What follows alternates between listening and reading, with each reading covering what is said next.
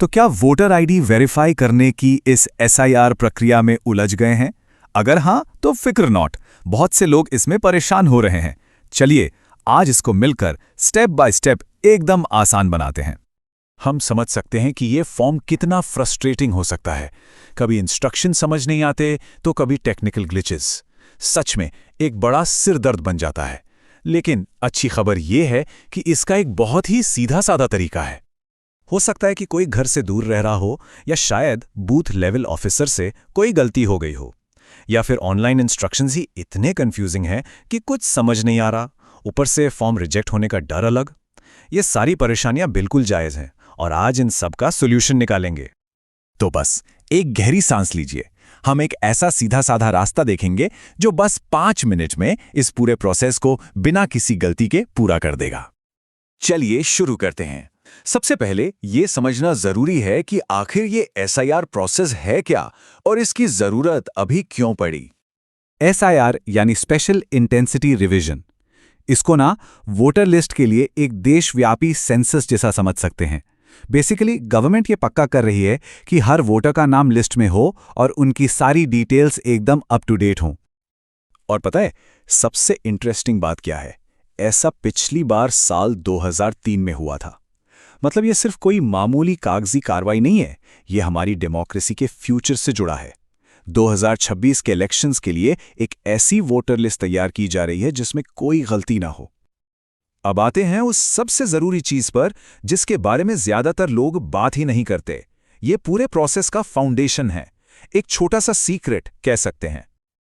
और वो सीक्रेट ये है, ऑनलाइन एसआईआर फॉर्म भरने से पहले मोबाइल नंबर को वोटर आईडी से लिंक करना मस्ट है। ये स्टेप स्किप किया तो समझो कहीं नहीं पहुंच पाएंगे। ये सबसे क्रिटिकल है।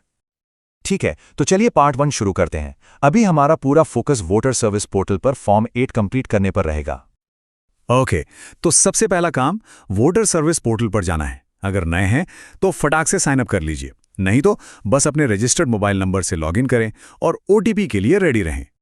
एक बार पोर्टल के अंदर आ गए तो बस फिल फॉर्म 8 वाले बटन को ढूंढना है।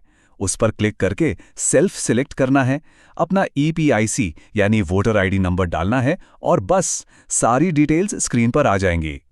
वहां पर कई ऑप्शंस दिखेंगे, लेकिन हमें सिलेक्ट करना है दूसरा option, correction of entries in existing electoral roll.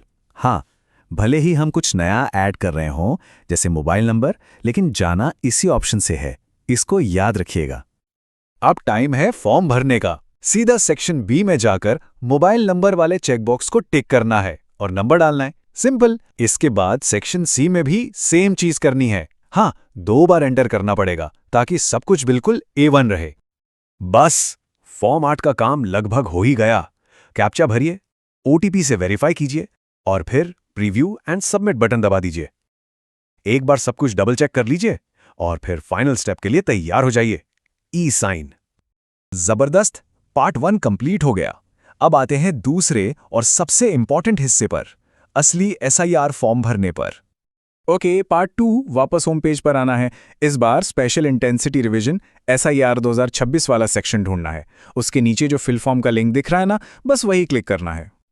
अब एक बहुत इंपॉर्टेंट स्टेप आएगा, पर टेंशन नहीं लेनी। ये जितना कॉम्प्लिकेटेड लगता है उतना है नहीं। जैसा कि स्लाइड पर दिख रहा है, अगर 2003 में किसी का वोटर आईडी नहीं बना था लेकिन फैमिली में किसी का था, तो उन्हें सेकंड ऑप्शन सिलेक्ट करना है। ज्यादातर लोगों के लिए यही ऑप्शन काम आएगा। ऑलराइट, तो इस हिस्से में थोड़ा डिटेक्टिव वाला काम करना पड़ सकता है।